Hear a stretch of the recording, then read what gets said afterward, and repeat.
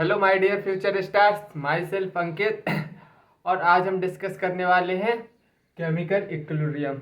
तो chemical equilibrium के पहले लेक्चर में हमने बहुत कुछ पढ़ा था। आज हम एक नोट से स्टार्ट करेंगे अपना लेक्चर। तो नोट क्या है? Note while we writing equilibrium constant, then we will consider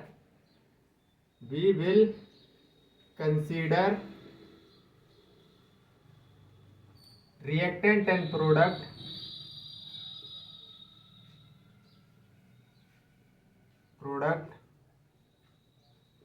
which are present in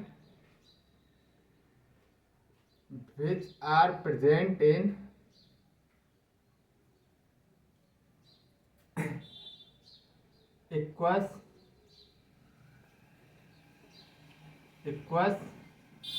or in gaseous phase।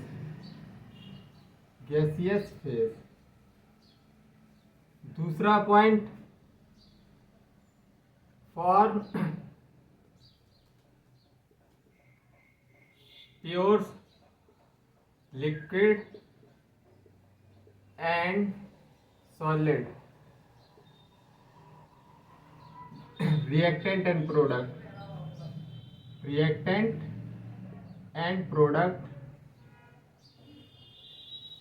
be assume constant their concentration, be assume their concentration constant। मतलब ये चीज तुमको अभी समझ में आ जाएगी एग्जाम्पल के थ्रू। एक एग्जाम्पल ले रहा हूँ, कैल्शियम कार्बोनेट है, ये सॉलिड है और इसको हीट किया कैल्शियम ऑक्साइड सॉलिड में, और कार्बन डाइऑक्साइड गैस में टूटेगा।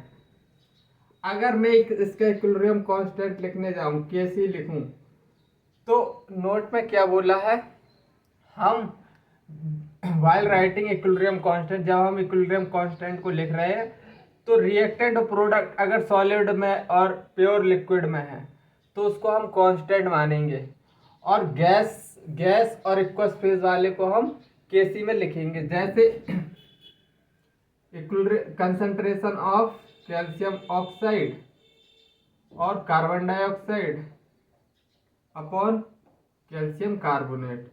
तो इधर कैल्शियम ऑक्साइड और कैल्शियम कार्बोनेट है कंसंट्रेशन, इनके हम कांस्टेंट मान लेंगे, ये गलत है। केसी क्या लिखेंगे, हम केवल गैसियस वाला लिखेंगे, concentration of carbon dioxide gas, ये सही है।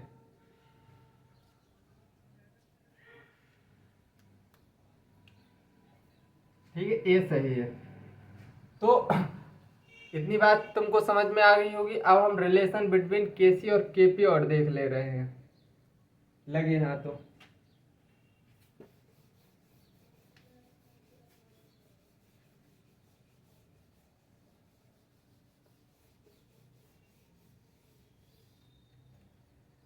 Relation between Kp and Kc. एक रिएक्शन है A plus B gives C plus D. अब मैं इसका केसी लिखना चाहूँ, केसी क्या होगा इसका, concentration of product raised power their stoichiometric coefficient, concentration of product raised power their stoichiometric coefficient, और concentration of reactant raised power their stoichiometric coefficient, concentration of reactant raised power their stoichiometric coefficient. I think ये चीज तो तुमको लिखना पिछली class में सिखा दिया था। अब हम केपी लिखेंगे। केपी क्या होता है, partial pressure of product stoichiometric coefficient, partial pressure of product raised power their stoichiometric coefficient. ऐसे ही हम रिएक्टेंट के लिए लिखेंगे। ये चीज तुमको पिछले क्लास में सिखा दी है। अब देखो पीवी बराबर क्या होता है, एनआरटी। तो इधर मैं पी को लिख सकता हूँ NRT/V, और एन अपॉन बी क्या हो गया, कंसंट्रेशन बन गई ना, CRT। तो पार्शियल प्रेशर की जगह मैं CRT लिख सकता हूँ। इसको मैं इधर अगर लिखना चाहूँ तो KP को मैं क्या लिख सकता हूँ, PC की जगह PC की जगह CRT लिख सकता हूँ, CRT। किसी को किसी प्रकार की दिक्कत नहीं होनी चाहिए। Concentration concentration of C raised power their stoichiometric coefficient, और RT को मैं अलग लिख रहा हूँ, RT की power C into concentration of D raised to power their stoichiometric coefficient, और RT को मैं अलग लिख रहा हूँ। क्यों लिख रहा हूँ ये अभी तुमको समझ में आ जाएगा। CRT लिख सकता हूँ ना, अरे मैं इसको PC को CRT के टर्म में लिख सकता हूँ, PD को कंसंट्रेशन ऑफ D RT। इधर से हमने ये रिलेशन निकाला, तो यही लिख रहा हूँ बस। अपॉन रिएक्टेंट में PA है, तो concentration of A concentration of A की पावर A RT की power A into concentration of B raised power their stoichiometric coefficient, और RT की पावर B। अब देखो, अब मैं कर क्या रहा हूँ, KP को थोड़ी रीअरेंज करके लिख रहा हूँ, C का power their stoichiometric coefficient, D की पावर देयर स्टोइकोमेट्रिक कोएफिशिएंट, और A की पावर देयर स्टोइकोमेट्रिक कोएफिशिएंट। इसको रीअरेंज करके ही लिख रहा हूँ अभी मैं। अब RT C+D लिख सकता हूँ, RT C+D stoichiometric coefficient add हो जाएंगे, C+D अपॉन इसी तरह RT नीचे लिख सकता हूँ, और इसको इनकी पावर को ऐड करके A+B। अब ये ऊपर जाएगा तो निगेटिव, ये पावर क्या है, निगेटिव में हो जाएंगे। RT को मैं ऊपर ले जाना चाहूँ, KP बराबर concentration of C concentration of D concentration of A concentration of B RT की पावर C+D माइनस A+B। तो इसको अब KP को इतनी टर्म देखो, ये बेसिकली क्या है, KC है, KP बराबर KC, और RT इधर मैं डेल्टा NG लिख सकता हूँ, stoichiometric coefficient of product minus stoichiometric coefficient of reactant ही है, तो डेल्टा NG। इस रिलेशन में किसी को कोई दिक्कत आई हो तो बताओ। ये रिलेशन निकला है, relation between KP and KC।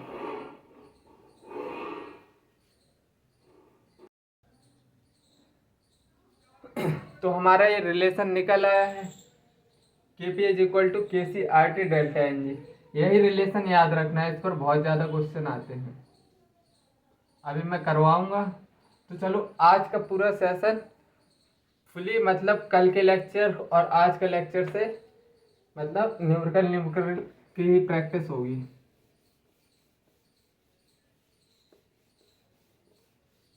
चीज़ें पहली बार देखोगे तो थोड़ी डर लग सकता है, लेकिन जैसे जैसे नोट में लिखते जाओगे और एक बार दो बार पलटोगे नोट के पन्ने, तो फैमिलियर हो जाओगे, डर लगना बंद हो जाएगा। इसलिए पहली बार जो डेरिवेशन देखते हो, फॉर्मूला देखते हो, थोड़ी अजीब सा दिखता है, लेकिन कुछ दिन बाद उसी फॉर्मूले से तुम्हारी दोस्ती हो जाती है, ठीक है। तो इसमें डरना नहीं है किसी को। चलो एक क्वेश्चन करवाता हूँ। P/Q है, P/Q प्रीवियस ईयर में पूछा गया है। फॉर रिएक्शन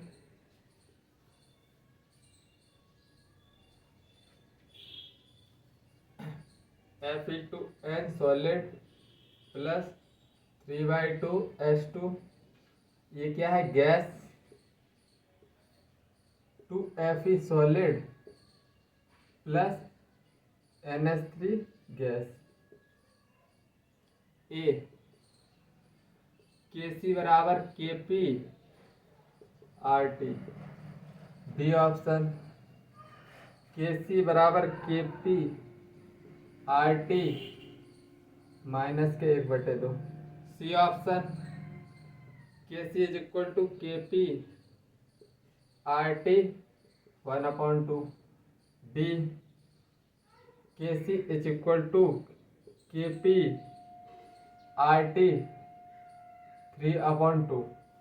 सबसे पहले हमको क्या करना है, सबसे पहले हमको करना क्या है, रिलेशन। अभी हमने Kp और Kc का रिलेशन पढ़ा है, तो हमने क्या पढ़ा है, देखो ये टर्म गिवन है Kc की टर्म में, Kc अपन ने पढ़ा है Kp बराबर Kc RT डेल्टा Ng। इतना याद रख लेना, Kp अकेला रहता है, Kc के साथ RT डेल्टा Ng रहता है। तो डेल्टा Ng कितना है इस रिएक्शन के लिए, ये सॉलिड है, इसको काउंट नहीं करेंगे, इसको काउंट नहीं करेंगे। स्टोइकोमेट्रिक कोएफिशिएंट ऑफ प्रोडक्ट 1 है, minus stoichiometric coefficient of reactant 3/2 है। 2 3 माइनस 2 माइनस 3, माइनस का 1/2 आया, डेल्टा Ng 1/2 आ गया, माइनस का Kp is equal to Kc RT minus के 1/2। अब देखो Kc की टर्म में लिखेंगे, Kc की टर्म में ये नीचे भेज दो, Kp RT माइनस के 1/2। अब माइनस के 1/2 ऊपर चला जाएगा, Kc is equal to Kp RT 1/2 ऊपर, जैसे ऊपर गया पावर पॉजिटिव में आ जाएगी। तो बस देख लो ये वाला ऑप्शन कहाँ दिखाई दे रहा है, ये रिलेशन निकला है हमारा। तो ये ऑप्शन हमारा माइनस है, ये तो सी ऑप्शन हमारा करेक्ट है, और ये प्रीवियस ईयर में पूछा गया क्वेश्चन है। बस ये रिलेशन अगर तुमको याद होता और डेल्टा Ng निकालना आता है तो तुम्हारा क्वेश्चन हो जाता, बकाया इसमें कुछ था ही नहीं। बस इतनी इतनी बात याद रखना, Kp अकेला रहता है इज इक्वल टू Kc के साथ RT और डेल्टा Ng। ट्रिक बता दिया है कि Kp अकेला है, अब तुम कभी गलती नहीं करोगे, बस Kp को अकेला छोड़ दिया करो।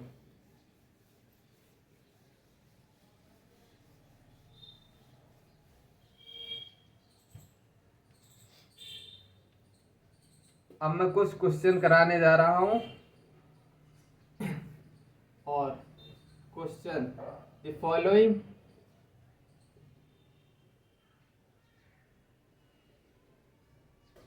Is a reversible reaction, is a reversible reaction. पहला KClO3 heated in sealed tube। Second, sodium carbonate heated in a closed vessel। C, calcium carbonate heated in a closed vessel। D, CH4 heated with excess of O2 in a closed vessel, in a closed vessel। देखो तो उसने पूछा है reversible reaction के लिए, विच of the following reversible reaction, KClO3 KClO3।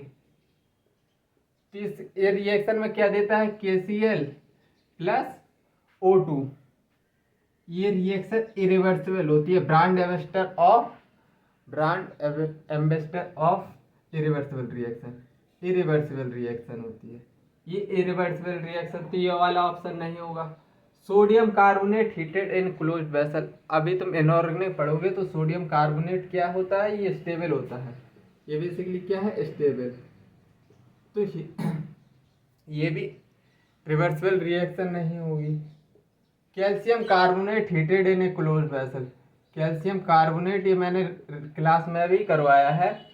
तो calcium oxide plus carbon dioxide देता था, और क्लोज वेसल है तो ये दोनों मिलकर क्या बना देंगे, रिएक्शन को बैकवर्ड शिफ्ट कर देंगे। कैल्शियम ऑक्साइड और कार्बन डाइऑक्साइड मिलके कैल्शियम कार्बोनेट बना देंगे, तो ऑप्शन सी हमारा सही है। डी ऑप्शन भी हमारा नहीं है, बेसिकली CH4 मिल्क ये वाटर प्लस गैस देता है, ठीक है, तो ये भी इरिवर्सिबल है, तो ये भी ऑप्शन हमारा करेक्ट नहीं है। तो आई थिंक तुमको ये क्वेश्चन समझ में आ गया होगा। KClO3 जैसे ही हीट करोगे तो ये इरिवर्सिबल रिएक्शन होती है, ठीक है, इतनी बात याद रखना। देखो अभी इस पर और क्वेश्चन पूछे गए हैं।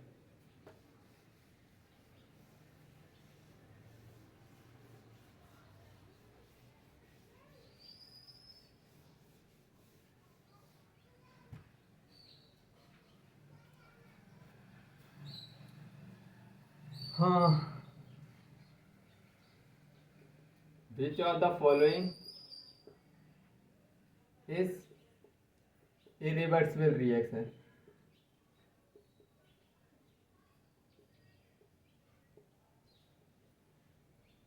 ए option PCl5 gives PCl3 plus Cl2। B option 2SO2 plus O2 gives 2SO3। C option N2 plus 3H2 gives 2NH3। D option 2KClO3 gives 2KCl plus 3O2। अब इरिवर्सिबल रिएक्शन पूछी है, और अभी अभी जस्ट मैंने बताया था कि brand ambassador of irreversible reaction यही होती है। KClO3 को हीट करेंगे हम, चाहे क्लोज्ड वेसल ले लो चाहे मतलब ओपन वेसल ले लो, ये बेसिकली इरिवर्सिबल रिएक्शन है। आई थिंक तुमको समझ में आ रहा होगा।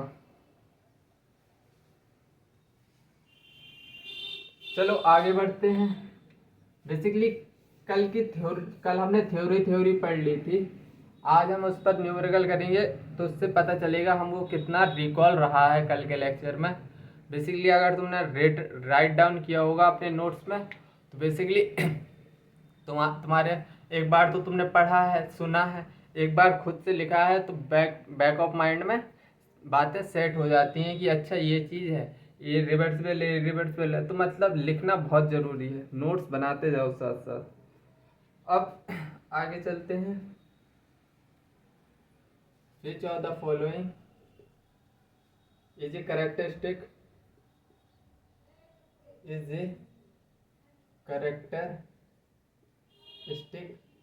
Of reversible reaction.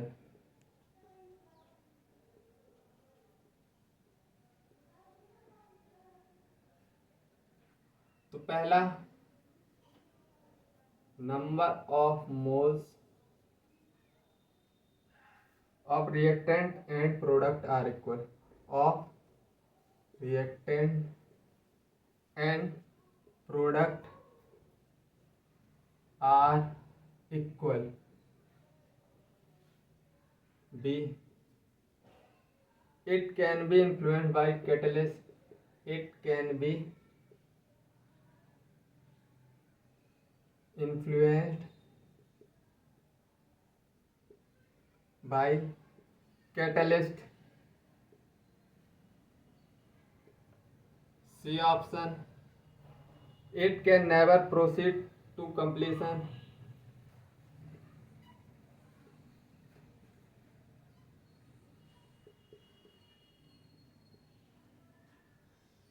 proceed to completion।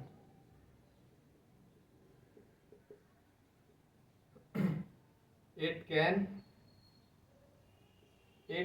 be attained in open vessel। तो देखो ये हमारा क्वेश्चन है। अब पूछ रहा है characteristic of reversible reaction. Reversible reaction में हमने 3-4 पॉइंट पढ़े थे। देखो क्या number of mole of reactant है प्रोडक्ट इक्वल होते हैं रिवर्सिबल रिएक्शन में? कहता ही नहीं। It can be influence by catalyst, बिल्कुल नहीं, पता नहीं क्या बात कर रहा है। It can never proceed to completion, बिल्कुल सही बात है।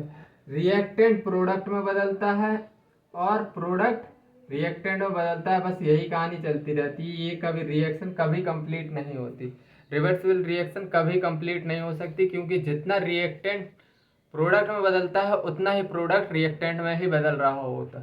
तो मतलब ये ऑप्शन हमारा करेक्ट होगा। It can B obtained in open vessel, बिल्कुल गलत बात है। ये इधर क्या होना चाहिए था? क्लोज। अरे भाई क्लोज नहीं करोगे तो मतलब प्रोडक्ट उड़ भी तो सकता है। जैसे मैंने बताया था कैल्शियम कार्बोनेट का एग्जांपल देखिए, कैल्शियम ऑक्साइड बन रहा था और कार्बन डाइऑक्साइड गैस। अगर क्लोज वेसल नहीं होता तो भैया ये उड़ जाता और फिर दोबारा कैल्शियम कार्बोनेट मिल पाता क्या? कैल्शियम ऑक्साइड और कार्बन डाइऑक्साइड से मिलकर कतई नहीं बन पाता। ठीक है, तो इतनी बातें तुमको समझ में आ रही होंगी, क्वेश्चन अच्छे लग रहे होंगे तो सेशन को लाइक करते चलना और आगे पढ़ते चलना आराम आराम से। जो भी कल हमने थ्योरी में जितना कवर किया है आज उसको एकदम रेडी कर लो। अब डायरेक्ट किताब उठाने की ज़रूरत, कॉपी उठाने की ज़रूरत कब पड़ेगी? Exam time. कर लो ये सब क्वेश्चन जो मैं करवा रहा हूँ।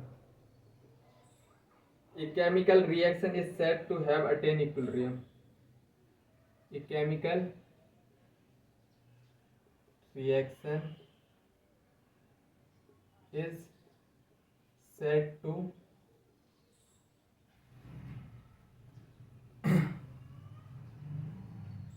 have attained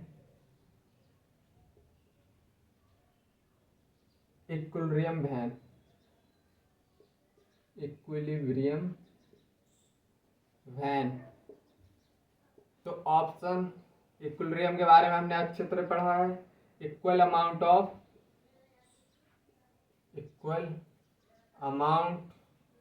of reactant and product are formed.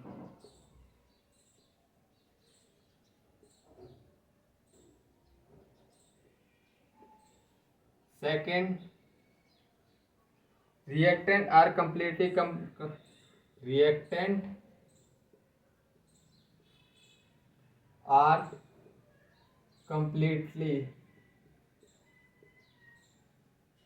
converted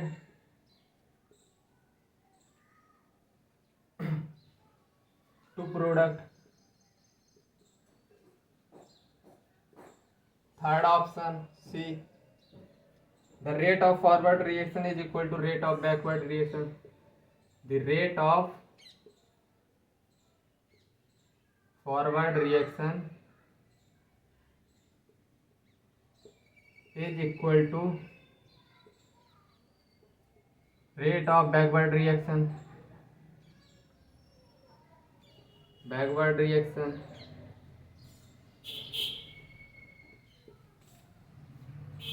the concentration of reactant and product are same।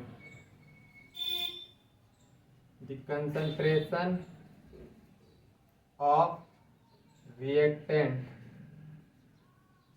and product are same। देखो इस क्वेश्चन को समझो। इक्विलिब्रियम की कैरेक्टरिस्टिक हमने अच्छी तरह देखी थी। इक्विलिब्रियम अटेन होता है तो क्या क्या होता है। तो पहला इसमें स्टेटमेंट लिखा है equal amount of reactant and product form, बिल्कुल बाहियात लिखा है। Reactant are completely converted into product, ऐसा तो नहीं है। इक्विलिब्रियम बेसिकली रिवर्सिबल रिएक्शन में आता है। ये कैरेक्टरिस्टिक मतलब किसकी है? रिवर्सिबल रिएक्शन की। रिवर्सिबल रिएक्शन में क्या होता है? रिएक्टेंट का भी प्रोडक्ट पूरा प्रोडक्ट में नहीं बदलता, जितना रिएक्टेंट प्रोडक्ट में बदलता है उतना ही प्रोडक्ट रिएक्टेंट में बदलता रहता है। तो मतलब ये पहली बात तो रिवर्सिबल रिएक्शन की करेक्टरिस्टिक है, तो ये तो कभी रिवर्सिबल रिएक्शन और कभी कंप्लीट नहीं होती। तो reactant complete convert into product, बिल्कुल गलत। The rate of forward reaction is equal to rate of backward reaction, बिल्कुल सही लिखा है। जिस रेट से मतलब रिएक्शन फॉरवर्ड डायरेक्शन में जाएगी उसी रेट से rate of reaction backward direction में जाएगी। ये बात बिल्कुल सही लिखी है, यही हमारा क्या है, राइट ऑप्शन है। और the concentration of reactant and product are equal, और मैं ये पॉइंट बार बार मतलब चिल्ला चिल्ला के बोला हूँ कि इक्विलिब्रियम का ये कतई मतलब नहीं होता कि रिएक्टेंट और मतलब रिएक्टेंट और प्रोडक्ट इक्वल होंगे, बिल्कुल नहीं होगा। रिएक्टेंट ज़्यादा भी हो सकता है, रिएक्टेंट ज़्यादा भी हो सकता है प्रोडक्ट से, और रिएक्टेंट बराबर भी रह सकता है प्रोडक्ट से, और रिएक्टेंट से ज़्यादा प्रोडक्ट हो सकता है। तीनों कंडीशन हो सकती हैं, तो ये तो गलत हो गया। तो आई थिंक ये क्वेश्चन तुमको समझ में आया होगा, बहुत अच्छे से समझाया है, समझ में आना चाहिए।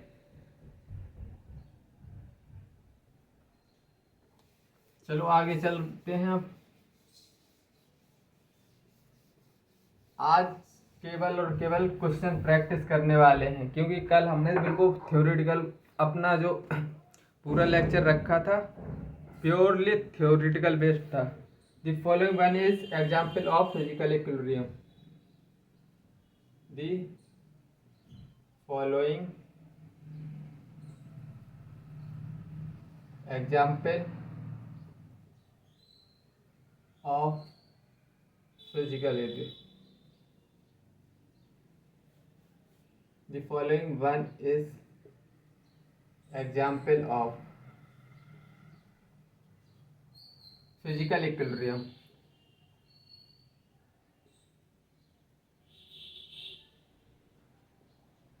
पहला, सॉलिड से लिक्विड, सॉलिड से liquid. B, sodium gas plus 3H2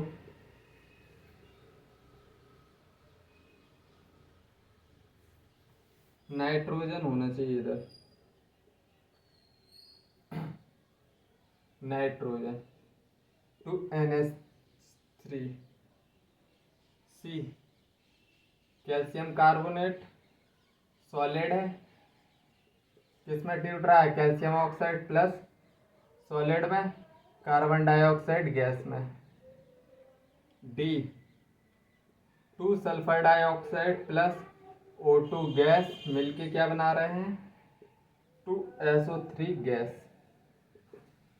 तो देखो फिजिकल इक्विलिब्रियम पूछा है, क्या क्या बोल रहा है, which one is example of physical equilibrium. Physical equilibrium में फिजिकल स्टेट चेंज होती थी, और जो जिनमें रिएक्शन इन्वॉल्व होती है वो क्या होते हैं, बेसिकली केमिकल इक्विलिब्रियम। तो हमारा फिजिकल इक्विलिब्रियम क्या हुआ, यही हुआ सॉलिड से लिक्विड, क्योंकि फिजिकल स्टेट चेंज इसी में हो रही है, सॉलिड से लिक्विड या फिर लिक्विड से गैस होता है, ये सब। और ये सब रिएक्शन गिवन है, इसमें तो क्या है, ये सब केमिकल इक्विलिब्रियम है, ये तो केमिकल इक्विलिब्रियम के एग्जाम्पल है ये। तो फिजिकल इक्विलिब्रियम में फिजिकल स्टेट चेंज होती है।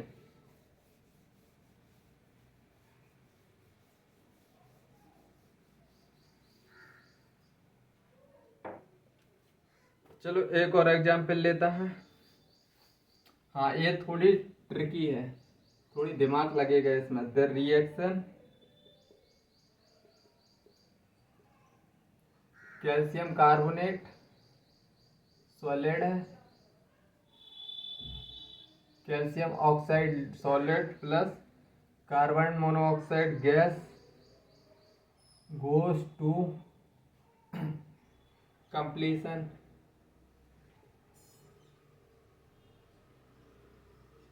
in lime kiln, in lime kiln because of the a high temperature, second option calcium oxide is more stable,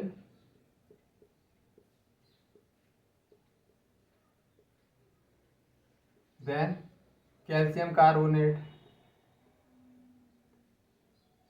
C option calcium oxide is not dissociated,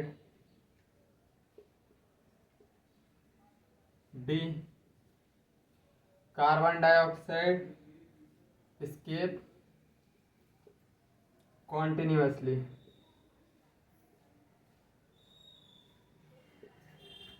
तो देखो अब इस question को थोड़ी ढंग से पढ़ना। रिएक्शन दे दी है एक, अब बोल दिया है goes to completion in a lime kiln because of the, मतलब कंप्लीशन दे दिया है, रिएक्शन कंप्लीट करने की बात बोल रहा है, मतलब ये कब पॉसिबल होगा।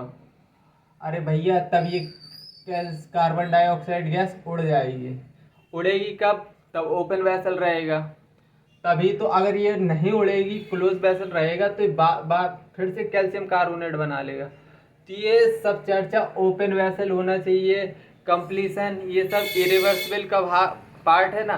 तो इरिवर्सिबल रिएक्शन कब होगी, जब कार्बन डाइऑक्साइड उड़ जाएगा।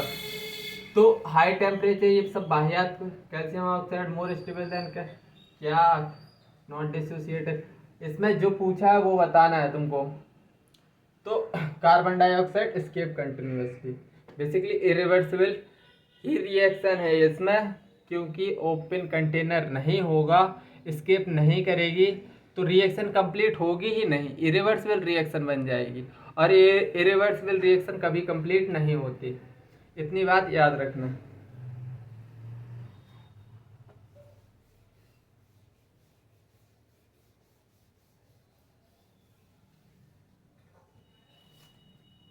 अब थोड़ी और टफ क्वेश्चन करवा दे रहा हूँ, बहुत ज़्यादा ही टफ है, टफ नहीं है लेकिन लड़कों को लगता है। इफ 0.5 मोल H2, मैंने क्लास में करवाया था लड़कों के, तो लड़कों को ये क्वेश्चन नहीं बनाता, इसलिए मैं तुमको करवा दे रहा हूँ।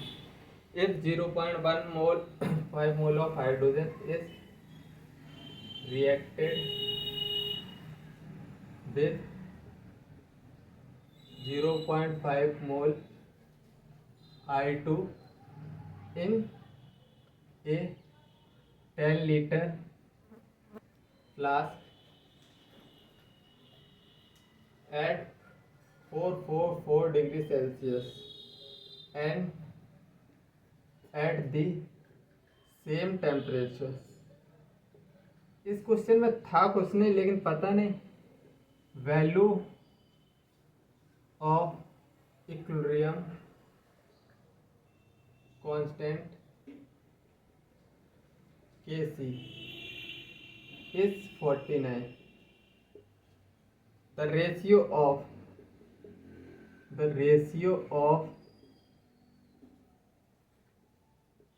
Hi and I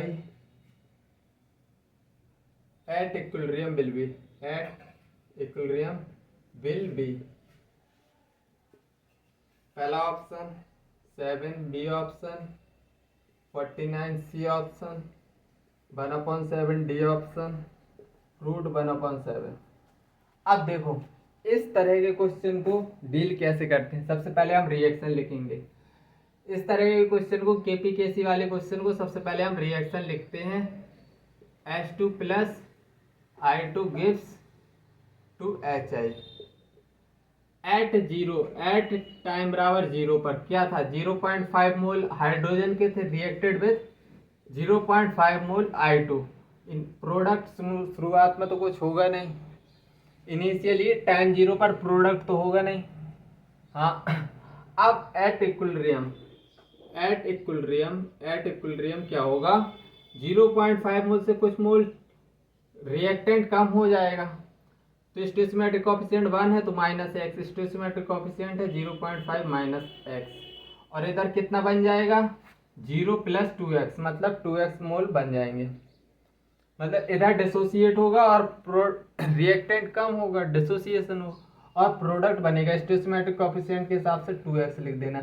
इधर 1 स्टोइचोमेट्रिक कोफिशिएंट 1 है, इसलिए -x, इसलिए -x। अब केसी कैसे लिखोगे? केसी का फॉर्मूला होता है इक्वल, हमको मतलब सिर्फ इक्विलिब्रियम इस वाले डाटा से है अब, क्योंकि केसी और केपी तब भी लिखते हैं हम, इक्विलिब्रियम कांस्टेंट है ये तो इक्विलिब्रियम की कहानी लिखेंगे ना, तो केसी बराबर कंसंट्रेशन ऑफ एच आई का square plus concentration of hydrogen plus concentration of I2।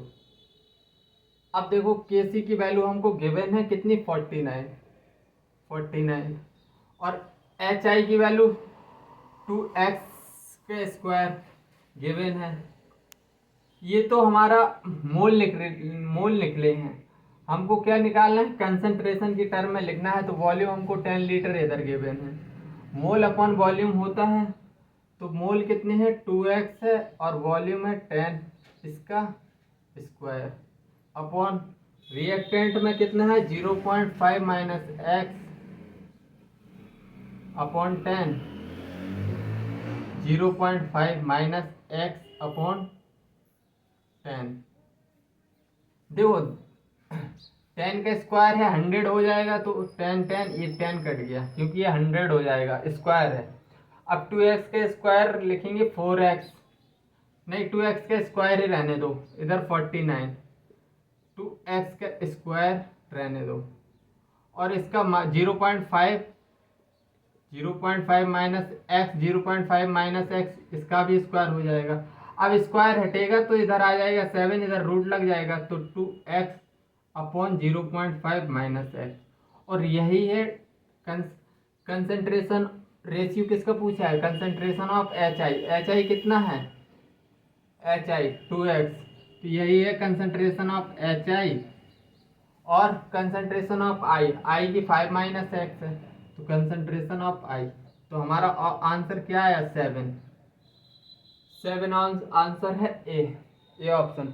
लड़कों ने थोड़ी इधर क्या मिस्टेक की थी मैं बता दे रहा हूँ, वो कंफ्यूज थे एच आई और आई की कंसंट्रेशन, तो पहले एक्स वगैरह निकालते रहे, फिर कहीं कुछ करते रहे, पता नहीं क्या क्या करते रहे, लेकिन इसमें पूरी कैलकुलेशन करनी ही नहीं थी। ठीक है, थोड़ी दिमाग लगाना था। तो इसका ऑप्शन ए ऑप्शन सही है, आई थिंक समझ में आया होगा।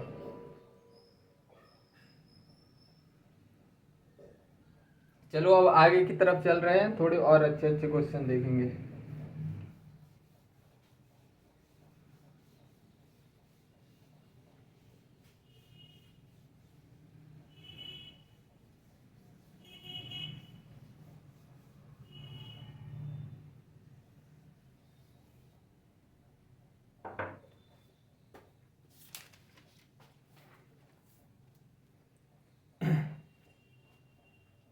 क्वेश्चन क्या बोल रहा है? इन द रिएक्शन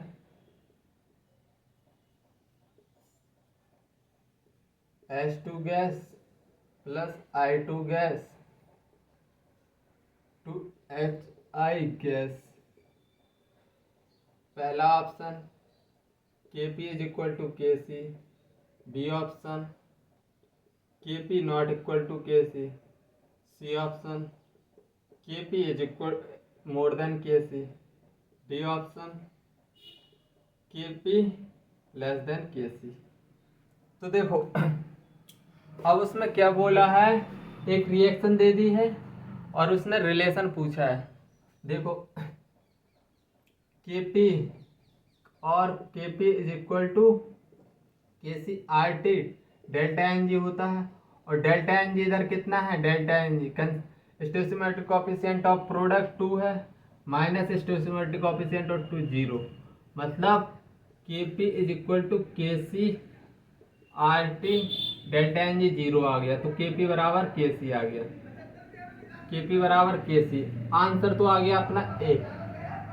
लेकिन अगर डेल्टा एन जी इधर, तो ये डेल्टा एन जी जब 0 होता है, तीनों कंडीशन लिखवा दे रहा हूँ। अगर डेल्टा एन जी निगेटिव होगा, डेल्टा एन जी अगर निगेटिव होता, निगेटिव, तो लिखो Kp बराबर Kc RT delta N G कुछ भी निगेटिव 1 ही लिख दो, तो Kp बराबर Kc और डिवाइड होने लगेगा।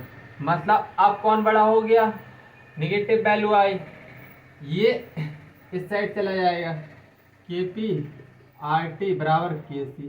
अब कौन बड़ा हो गया, Kc। तो डेल्टा एन जी अगर नेगेटिव है तो Kp कम हो जाएगा एज कंपेयर टू Kc।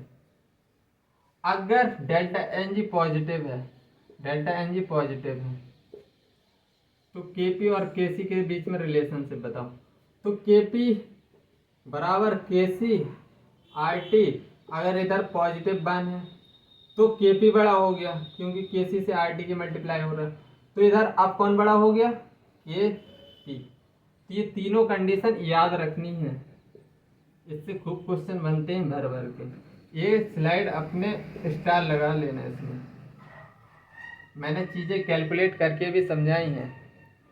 तो इधर से क्वेश्चन बनता है, पहला क्वेश्चन ये बना है, डेल्टा एन जी अगर निगेटिव आता तो Kc बड़ा होता, अगर डेल्टा एन जी पॉजिटिव आता तो Kp बड़ा होता।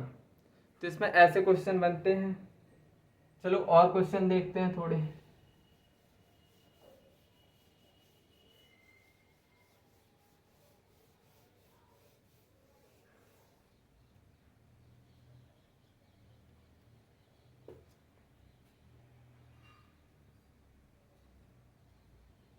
For the equilibrium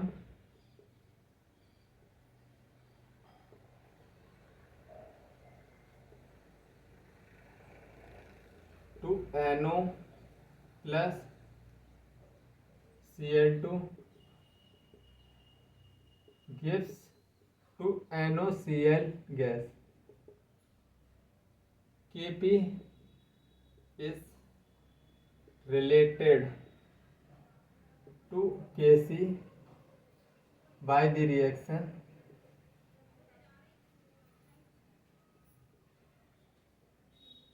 A option Kp बराबर Kc RT, B option Kp बराबर Kc RT का 2, सी ऑप्शन Kp बराबर Kc अपॉन RT है, डी ऑप्शन Kp बराबर Kc RT का स्क्वायर। कुछ नहीं, बस रिलेशन, एक ही चीज चल रही है, रिलेशन याद होना चाहिए। Kp बराबर Kc RT delta N G, और डेल्टा एन जी क्या है इस रिएक्शन में, 2 minus stoichiometric coefficient of product minus stoichiometric coefficient of reactant, तो इधर आया -1। तो Kp बराबर Kc RT -1, -1 हो गया, तो -1 है तो Kp बराबर Kc RT लिख सकता हूँ मैं नीचे। तो यही ऑप्शन हमारा, सी ऑप्शन हमारा क्या है, करेक्ट ऑप्शन है। चलो और अच्छे अच्छे क्वेश्चन देखते हैं। ये तुम्हारे क्वेश्चन करने से पहली बात तो फॉर्मूले याद हो जाते हैं, और हम जितनी ज़्यादा प्रैक्टिस करोगे उतनी ज़्यादा एक्यूरेसी आती है, ठीक है। तो क्वेश्चन तो करना ही करना है, किसी भी कीमत पे नहीं छोड़ना है। देखो एक क्वेश्चन अगर कैलकुलेशन बेस्ड भी आते हैं इस तरह के question,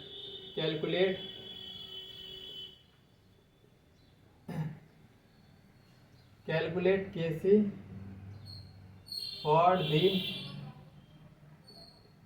reversible process given below.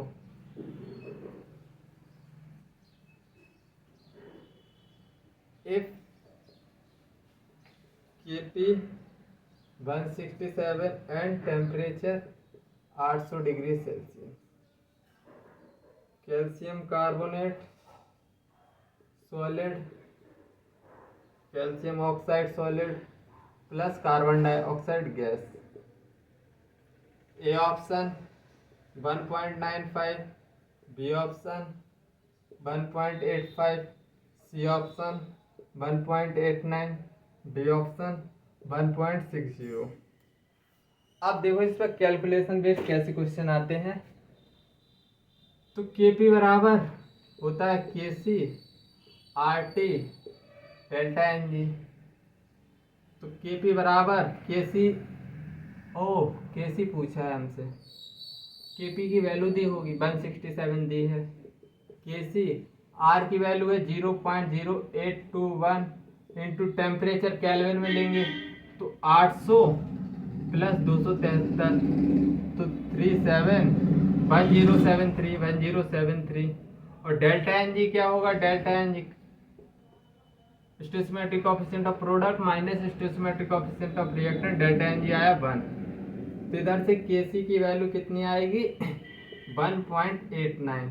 इसको इधर डिवाइड कर देना, सी ऑप्शन हमारा क्या होगा करेक्ट। एक ऐसे प्रोफाइल ही बनती है क्वेश्चन की। चलो और प्रैक्टिस करते हैं।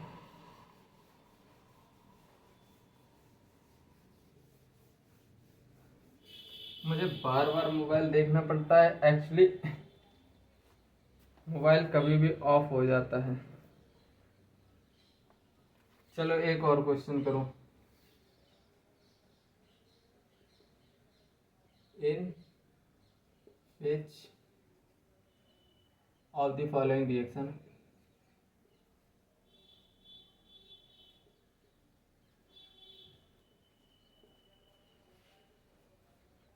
Kp is less than Kc? पहला option N2O4 to NO2, B option 2HiS2 plus I2, C option SO2 plus 2O2 gives 2SO, D option N2 plus O2 gives 2NO। अब हमसे पूछा है Kp is less than Kc। Kp is less than Kc कब होता था, तब delta N G क्या होता था नेगेटिव। मैंने चार्ट बनवाया है, चार्ट अभी बनवाया है एक क्वेश्चन में, उसमें ये सब बताया है। अगर डेल्टा एन जी नेगेटिव है तो उसमें Kc बड़ा होगा, और डेल्टा एन जी पॉजिटिव होगा तो Kp की वैल्यू ज़्यादा होगी एज कम्पेयर टू Kc, और डेल्टा एन जी 0 हुआ तो Kp is equal to Kc। अब इसमें देख लो डेल्टा एन जी निकालो। अरे यार गैसियस होना चाहिए सब, ये सभी गैसियस हैं, लिख लो चाहे।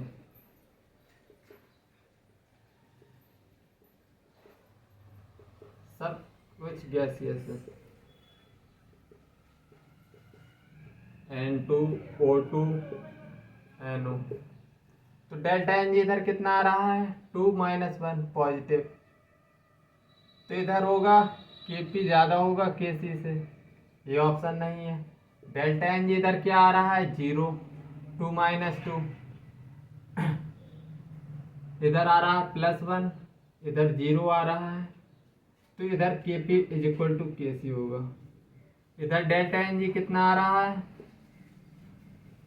2 - 3, नेगेटिव आ रहा है -1, तो इधर हो जाएगा Kc is more than Kp, और Kp लेस देन Kc हो गई, यही ऑप्शन होगा हमारा करेक्ट। इधर डेल्टा एन जी क्या है 2 - 1 2, डेल्टा एन जी इधर क्या है 0, तो इधर होगा Kp is equal to Kc।